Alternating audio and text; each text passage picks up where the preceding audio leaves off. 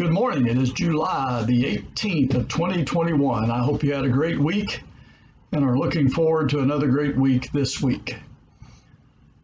One of the things that I was thinking about this past week was connection.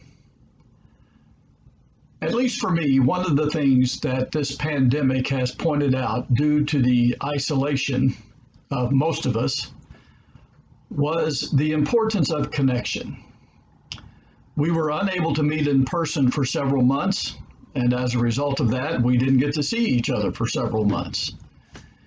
And then when we were allowed to come back, it was with a small group and then a little bit larger group, and now finally we're all able to get back together without any restrictions, but just a suggestion that those individuals who have not been fully vaccinated to wear a mask. But anyway, the vast majority of the restrictions have been lifted, and so we're able to get back together. But at least for the Sunday morning assembly, we have not reached the level of attendance that we had before the pandemic.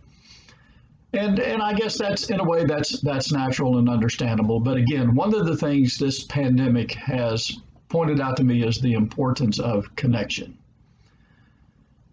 And now that we're able to get back together, we either aren't making the connections again, or they weren't all that deep in the first place. And I'm not exactly sure what it is, but I do know that connections are important. In Acts chapter 2, after Peter preaches his sermon on the day of Pentecost, and about 3,000 individuals are baptized into the body of Christ, this is some of what he wrote about those individuals. And day by day, attending the temple together and breaking bread in their homes, they received their food with glad and generous hearts, praising God and having favor with all the people. And I'd just like to call our attention to attending the temple together and breaking bread in their homes. These people got together, not because the pandemic was over and now they could get back, but because they appreciated what God had done for them in sending his son to die for them. And they acknowledged their belief that Jesus was the Christ and were baptized for the remission of their sins into the body of Christ. And they appreciated that. They enjoyed that. They were grateful. They were happy. They were thankful. And so they got together. They got together in the temple. They got together in one another's homes. They got to know one another.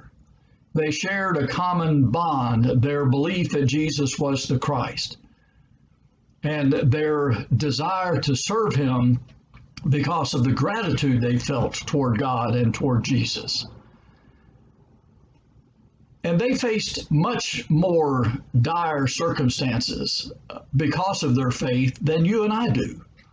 Nobody is stopping us from getting together. The police aren't out there threatening us with bodily harm or jail or threatening to take away our life if we get together.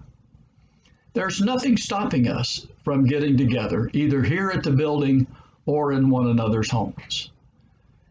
And we need to either restore the connection with each other that we once had and make it deeper, or establish a new connection in the first place.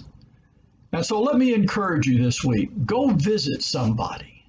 Get in the car, drive to their house, knock on their door, and just visit.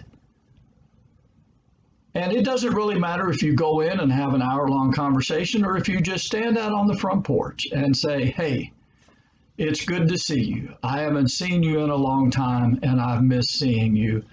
I don't want to come in. I don't want to impose. I just wanted to stop by and let you know that I was thinking about you and that I miss seeing you. And let's get together sometime and just visit. Let me encourage you to do that. Reestablishing connections that have been broken is important. And so is establishing new connections, not only with one another, but with our neighbors, the people that we work with, the people that we live close to, the people that we go to school with. Make a connection with somebody. That's what they did in the New Testament days because of their gratitude of being saved. And we should make connections as well. Well, I hope you have a great week.